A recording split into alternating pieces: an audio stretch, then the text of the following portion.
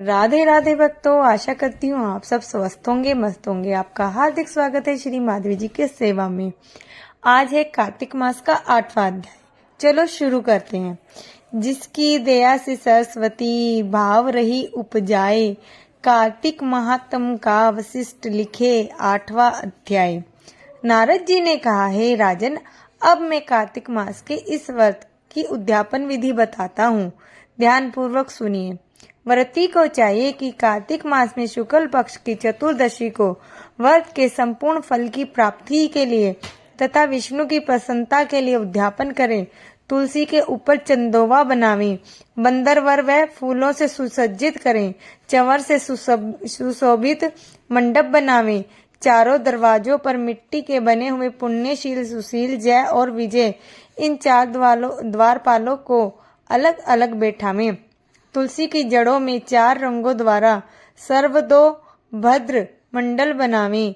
उसके ऊपर पंचरत्न नारियल रखें और शुद्ध वस्त्र से कलश को ढकें। फिर भगवान विष्णु का पूजन करें। द्वादशी को भगवान विष्णु जागे थे, त्रयोदशी को देवताओं ने उनके दर्शन किए थे, चतुर्दशी को देवताओं ने उनका पूजन किया था, इसलिए भगवान विष्णु की उद्यापन पूजा की जाती है। इस दिन संयम तथा शांत चित्त से व्रत करना चाहिए। अपने गुरु की मूर्ति बनाकर षोडशोपचार तथा विधिवत नैवेद्य आदि से भगवान का पूजन करते। व्रती विविध प्रकार के वाद्यों के साथ कीर्तन करता हुआ उस रात्रि में जागरण करे।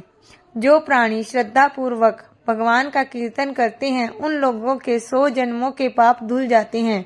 जो व्यक्ति भगवान के नियमित जागरण करके रात्रि भर भगवान का कीर्तन करते हैं, उनको असंख्य गोदान का फल मिलता है।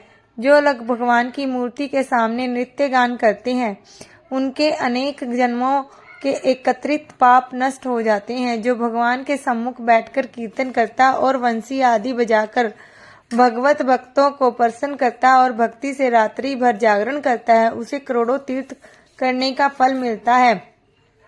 पूर्णमासी को पत्नी सहित वेद पाठी ब्राह्मणों को या केवल एक ही श्रेष्ठ ब्राह्मण को उसकी पत्नी सहित बुलावे और उन्हें खीर आदि का मधुर भोज करावे और यथाशक्ति दक्षिणा देवे, क्योंकि पूर्णमासी को ही भगवान ने अपने भक्तों को वरदान दिया था और मत्स्य रूप धारण किया था।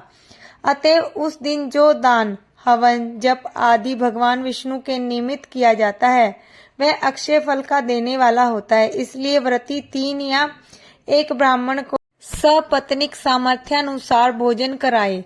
उन ब्राह्मणों को अपने सामर्थ्य के अनुसार दक्षिणा देकर प्रणाम करे।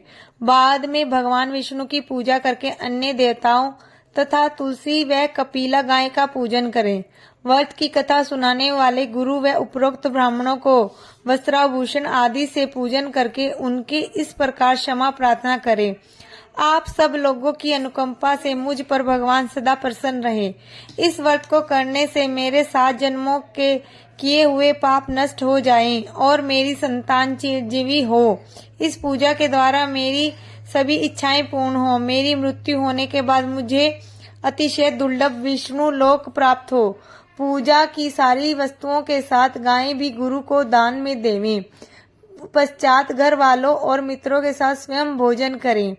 इस तरीके से जो प्राणी कार्तिक मास का व्रत और उद्यापन करता है, वह पाप रहित होकर मन वांछित कामनाओं को प्राप्त करता है।